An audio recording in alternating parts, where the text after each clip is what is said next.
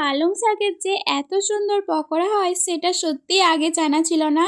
তো আজকে তোমাদের দেখাবো পালং শাকের মুচমুচে একেবারে পকোড়ার রেসিপি। খুব সিম্পলভাবে ঘরেতেই কিন্তু পকোড়ার রেসিপিটা তৈরি করতে পারবে। তো hello friend, welcome back to my new video. তোমাদের ফুড বাঙালিতেও ওয়েলকাম। আজকে নিয়ে চলে এসেছি পালং শাকের পকোড়ার রেসিপি। একটু ইউনিক লাগছে নামটা, তাই না বলো? অনেক তো সবজি দিয়ে পকোড়া হয়, তো চলো আজকে আমি তোমাদেরকে শাক দিয়ে পকোড়া দেখাবো। তো দেখো, ফার্স্টে আমি এক আটি শাক নিয়েছিলাম। এক আটি শাকে তো অনেক হবে, তাই হাফ হাফ করে নিয়েছি। এরপর শাকগুলোকে একটু জল দিয়ে ভালোভাবে ধুয়ে নিচ্ছি। এই যে গোড়ার সাইডটা কেটে কিন্তু বাদ দিয়ে দিচ্ছি। ছোট ছোট করে কুচি করে নিচ্ছি। বড় বড় কুচি করলে খেতে কিন্তু অতটাও ভালো লাগবে না, ছোট ছোট করে কুচি করে নেবে। দেখো, আমার কিন্তু অনেকটাই কুচি করা কমপ্লিট হয়ে গেছে। এরপর একটা পাত্রে কিন্তু এই শাকগুলো তুলে নিতে হবে। এরপর কিছু দেখো মশলা, কিছু সবজি দেব। এখানে দেখো ক্যাপসিকাম দিয়েছি, পেঁয়াজ দিয়েছি, আদা কুচি দিয়েছি, রসুন কুচি দিয়েছি, টমেটো দিয়েছি, ধনিয়া পাতা দিয়েছি। এই সব উপকরণগুলো তোমাদেরকেও দিতে হবে, তবে কিন্তু খেতে কিন্তু ভীষণ টেস্টি লাগবে। বুঝতেই পারবে না যে এটা শাকের পকোড়া হচ্ছে। আর ঝালটা কিন্তু তোমাদের প্রয়োজন অনুযায়ী তোমরা দেবে। অল্প পরিমাণে নুন দিয়ে এটাকে ভালোভাবে মেখে নিতে হবে। এরপর দেখো, আমি এখানে কর্নফ্লাওয়ার দিয়েছি হাফ চা চামচের একটু বেশি। এখানে দিয়েছি 2 চা চামচ মতন বেসন, অল্প পরিমাণে একটু হলুদ, জিরে গুঁড়ো, ধনিয়া গুঁড়ো।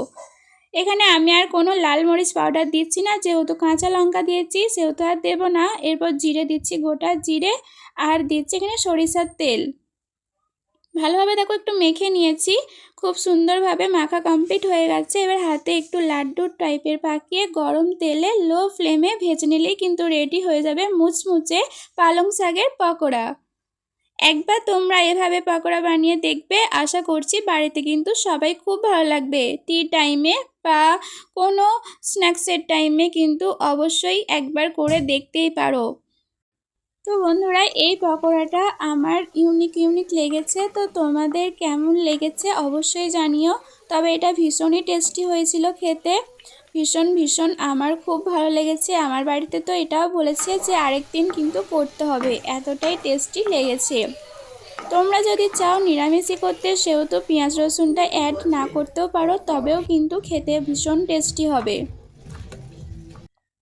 দেখো, আমার কিন্তু সবকটা রেডি হয়ে গেছে। এরপর ওপর থেকে হালকা পরিমাণে লবণ ছড়িয়ে, তোমরা এখানে বিট নুনও ইউজ করতে পারো, আমি এখানে লবণই দিয়েছি, আর একটু ভাজা মশলা ওপর থেকে ছড়িয়ে দিয়েছি।